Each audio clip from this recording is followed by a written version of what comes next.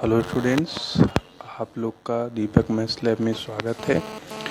जैसा कि जिन लोगों ने पहला वीडियो देख लिया है उन सभी को मालूम है कि आप लोगों की मैथमेटिक्स की बेसिक्स और पेडागॉजी के क्वेश्चंस प्रीवियस ईयर के सलूशन मैं दे रहा हूँ और इतनी बेसिक समझ आप लोग को डेवलप करूँगा और उसमें एडवांस यानी कि जिसको कह सकते हैं कि कम मतलब तुरंत देख के एक आंसर सॉल्व करने की भी क्षमता आपकी डेवलप करूँगा।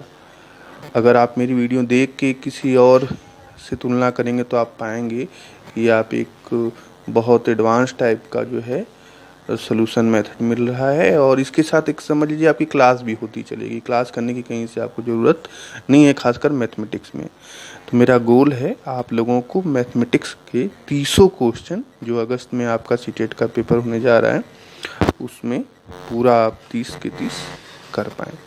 2 क्वेश्चंस पहले वीडियो में हो गए, तीसरे क्वेश्चन से स्टार्ट करते हैं। देखिए क्वेश्चन है, difference between the list common multiple of 4, 5 and 6 and the least common multiple of 5, 6 and 10 is। Hindi में पढ़ दे रहे हैं। 4, 5, 6 के सबसे छोटे सार गुणज और 5, 6 और 10 के सबसे छोटे सार गुणज में अंतर बताइए। अब आप आराम से इसका सलूशन देखिएगा। देखिए पहले आप समझ लीजिए कि लिस्ट कॉमन मल्टीपल, अगर आप इनके पहले कैपिटल लेटर को लिखो तो एलसीएम। तो एक्चुअल क्या होता है, लैंग्वेज प्रॉब्लम भी आती है एग्ज़ाम में, क्योंकि बच्चे एलसीएम से तो और हिंदी में लघुत्तम समापवर्त से तो परिचित होते हैं, लेकिन जब उसका जो है डिस्क्रिप्शन दे देता है पूरा लिस्ट कॉमन मल्टीपल तो थोड़ा सा जो मतलब मैथ से कम इंटरेक्ट होते हैं उनको दिक्कत होती है। ठीक है, तो एलसीएम मतलब अब इसमें एक देखिए हिंदी में एक शब्द है सार गुणज, मतलब उभयनिष्ठ गुणज कॉमन मल्टीपल। जैसे अब देखिए 4 का मल्टीपल क्या है, जिसमें 4 का भाग चला जाए, which is divisible by 4 that all numbers is called multiple. जैसे अब हिंदी में जिस संख्या में 4 का भाग चला जाएगा वो सभी 4 के गुणज हैं ये।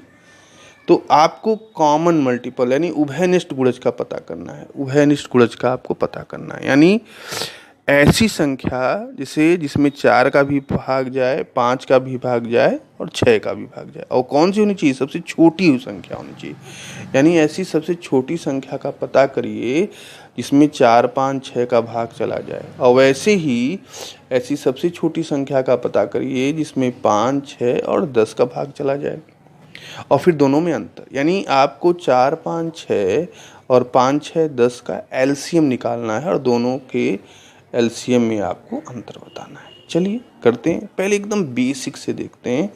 4, 5, 6 का एलसीएम हमें कैसे सिखाया जाता है, सबसे पहले छोटी संख्या से काटिए। जैसे हमने 2 को से काटा तो ये कटा 2 बार, और 5 तो कटेगा नहीं, 6 कटा 3 बार। फिर हमने अब 2 से काट लिया, फिर 2 कटा 1 बार, 5 तो कटेगा नहीं, 3 कटेगा नहीं। फिर 3 से काटा, फिर 5 से काटा, मतलब लास्ट में जब हर जगह 1 1 आ जाए तो वहाँ पे हम लोग छोड़ते हैं। और हमने 2, 2, 3, 5 का मल्टीप्लाई किया और बताया कि 60 हमारा एलसीएम है। ये 4, 5, 6, अभी 5, 6, 10 का निकालना है, 4, 5, 6 का एलसीएम 60 है। अब देखिए एलसीएम निकालने के और भी तरीके हैं, छोटे तरीके, वो हम बता रहे हैं, आप ध्यान से समझिएगा, है ना। वीडियो को बार बार रिवाइंड, जैसे आपको 4, 5, 6 का एलसीएम निकालना है, तो अगर कोई संख्या प्राइम नंबर है, अभाज्य संख्या है, मतलब जिसमें किसी से भाग न जाए, तो उसको छोड़ दीजिए, उसको एक जगह रखिए, ठीक है। और जो बची संख्या है उसका एलसीएम निकालिए। जैसे अब 4, 6 का एलसीएम निकालना है, सिर्फ 2 संख्या का अगर एलसीएम निकालना है तो बड़ी संख्या को दुगुना करिए या तिगुना करिए या चौगुना करिए। जैसे हमने यहाँ दुगुना किया 12, 12 में 4 का भाग, पहले देखिए 6 में 4 का भाग जा रहा है, नहीं, अगर जा रहा है तो 6 ही, 4 और 6 का एलसीएम 6 हो जाता, लेकिन भाग तो नहीं जा रहा है, तो हमने 6 को दुगुना किया, 12 हुआ। 12 में 4 का भाग जा रहा है, तो अब 12 जो है 6 और 4 का एलसीएम हो गया। हमें उम्मीद है ये आप बात समझ पा रहे होंगे। 4 और 6 का एलसीएम क्या हुआ 12, और 5 तो प्राइम नंबर है, तो जो 4 और 6 का एलसीएम आया उसको 5 से मल्टीप्लाई कर दी, 60 आपका हो गया एलसीएम। आप कमेंट करके बताइएगा कि बात समझ में आ रही कि नहीं। जहाँ कहीं भी आपको थोड़ा भी प्रॉब्लम होगा तो आप वहाँ बात करिएगा, ठीक है। अब देखिए हम लोग जो है 5, 6, 10 का एलसीएम निकालते हैं। एक चीज़ ध्यान रखिएगा कि जिससे आप 5, 6, 10 का एलसीएम निकाल लें तो उस संख्या का एलसीएम मत निकालिए जिस संख्या का किसी अदर संख्या में भाग जा रहा है। जैसे यहाँ क्या है, यहाँ 10 में 5 का भाग जा रहा है तो 5 का एलसीएम निकालने की ज़रूरत नहीं है, आप खाली 6 और 10 का एलसीएम निकाल सकते हैं। तो अगर आपने जैसे 2 से काटा, अब ये 3, 5 आ गया, और 3 और 5 क्या है अभाज्य संख्या, प्राइम नंबर, तो अब आगे निकालने की जरूरत नहीं है। जैसे 5 या 15 दूना 30, 30 आपका क्या हो गया एलसीएम हो गया, 30 आपका क्या हो गया एलसीएम। यहाँ से डायरेक्ट भी कर सकते हैं, जैसे 5 है तो 5 तो प्राइम नंबर है, इसको अलग कर लीजिए, 6 और 10 का एलसीएम निकालिए, 10 को दुगुना करिए 20, 20 में 6 का भाग जा रहा है, नहीं जा रहा है। 10 को तिगुना करिए 30, 30 का भाग जा रहा है, जा रहा है। तो अब 30 और पंजे 150 आपका जो है 150 सॉरी 5 का तो एलसीएम निकालेंगे ही नहीं ना, क्योंकि 5 का भाग 10 में जा रहा है। 5 का एलसीएम तो निकालेंगे ही नहीं क्योंकि 5 का भाग 10 में जा रहा है, तो 5 को छोड़ दीजिए। अब हमें खाली एलसीएम किसका निकालना है 6 और 10 का। तो हमने 10 को दुगुना किया 20, 20 में 6 का भाग जा रहा है, नहीं जा रहा है। फिर हमने 10 को 3 गुना किया 30, 30 में 6 का भाग जा रहा है, जा रहा है। तो भाई इनका एलसीएम कितना हुआ 30। अब पहले वाले का एलसीएम 60 और दूसरे वाले का एलसीएम 30, और दोनों का अंतर कर लीजिए, 30 हमारा आंसर आ गया। क्लियर है, कितना आसान सा है। चलिए अगला क्वेश्चन चलते हैं। अगला क्वेश्चन है the difference between the smallest 5 digit number and the greatest 3 digit number is, मतलब 5 अंकों वाली सबसे छोटी संख्या और 3 अंकों वाली सबसे बड़ी संख्या का अंतर बताइए। बहुत आसान सा प्रश्न है, देखिएगा और समझिएगा जो है आराम से।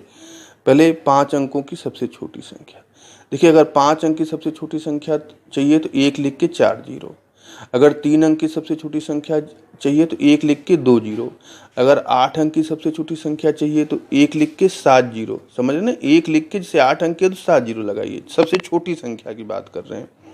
तो इस तरह से अगर कितने भी अंक की सबसे छोटी संख्या आपको लिखने के लिए बोलेगा तो उम्मीद है आप लिख लेंगे। अब 3 अंकों की सबसे बड़ी संख्या, तो जैसे चाहे जितने अंक की सबसे बड़ी संख्या कहे उतनी बार 9 लिख दीजिए। जैसे 3 अंकों की सबसे बड़ी संख्या कर रहा है तो 3 बार 9 लिख दीजिए। और इन दोनों का आप डिफरेंस पूछ रहा है तो आप 10,000 है, 2.5 सैकड़ा हज़ार, 10,000 में से 999 कटा दीजिए, 9,001 आ गया, आपका ये आंसर हो गया। फिर से समझ लीजिए, जितनी बार अगर आपसे, जैसे अगर आपको कहे 7 अंक की सबसे बड़ी संख्या तो 7 बार 9 लिख दीजिए, ठीक है। तो उम्मीद है ये 2 क्वेश्चंस फिर आपको समझ में आ रहे होंगे अच्छे से। जो भी चीज़ होगा कमेंट करिएगा, और देखिए मैं फिर से 1 से 2 घंटे में अगले 2 क्वेश्चन का वीडियो डालता हूँ, ठीक है। और वीडियो को सब्सक्राइब जरूर कर दीजिएगा चैनल को, और अगर आपको वीडियो अच्छा लगे तो अपने दोस्तों को, अपने भाइयों को, अपने रिश्तेदारों को, जिनको आप चाहते हैं, जिनसे आप प्रेम करते हैं, उनको शेयर कर दीजिएगा, ठीक है। फिर अगले वीडियो के साथ 1 से 1.5 घंटे में फिर से मिलते हैं। धन्यवाद।